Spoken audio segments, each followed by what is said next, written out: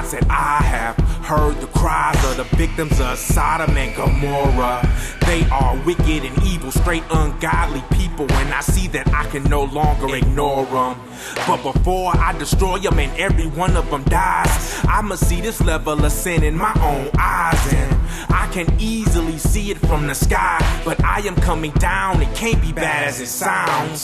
So 2 angels went ahead, but God stayed back with Abraham, and he said, Father, will the innocent be among the dead? You plan to kill the evil, but good people die instead. Would the city be spared if you could find 50 righteous heads? And the Lord said, cool, we'll do it just like you said. And Abraham said, wait, will the city not survive? Perhaps if there are only 45. And God said, fine. Abe said, can it be aborted if there should only happen to be 40? And God said, shorty, you are testing me, but I tell you this, if 40 can't be found, then both of the towns shall live. Said, can destruction be averted if you look down and found that there was really only 30? And God said, fine. Abraham said, can I speak my mind? Would judgment still be coming if there's 20 you should find?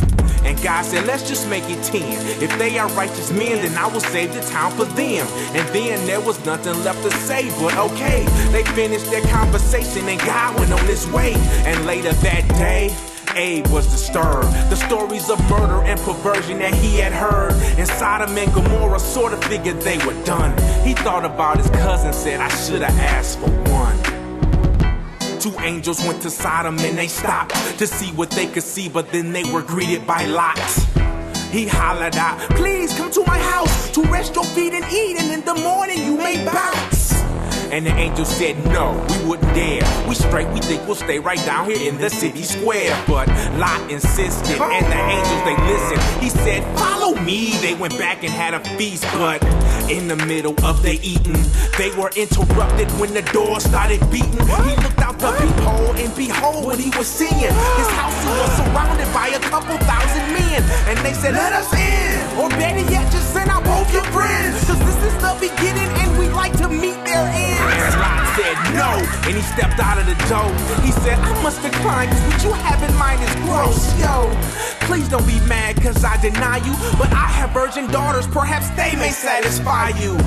And the men said, what? Who is you? We let you stay in Sodom, now you tell us what to do. Now we say this to you, either you send out those men, or we will do to you much worse than we would do to them.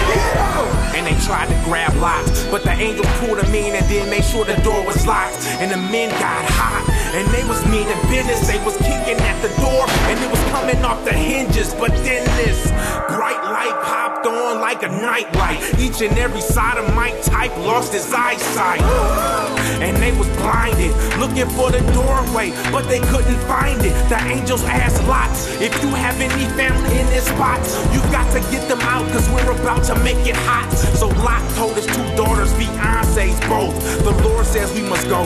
They thought it was a joke. The angel said, yo, get your wife and your daughters, cause it's time for the slaughter. Y'all about to get caught up, man. And Lot still had his doubts. The angels had to grab him by the arm and rush him out, and told him they must bounce if they wanted to survive. They must run for their lives and never turn their eyes back upon the city that they left. And the Lord rained fire from the sky, and it was death for everything in Sodom and Gomorrah that has breath. But Lot and his family was safe, and the promise was kept. But Lot's wife wanted to see what was happening, even though the angels told her she must not look back again. It happened in an instant. Lot gave a call, baby. There was no response. There was nothing there but salt, and it was her fault. When the Lord calls, just walk. Don't give a second thought to the things you think you've lost.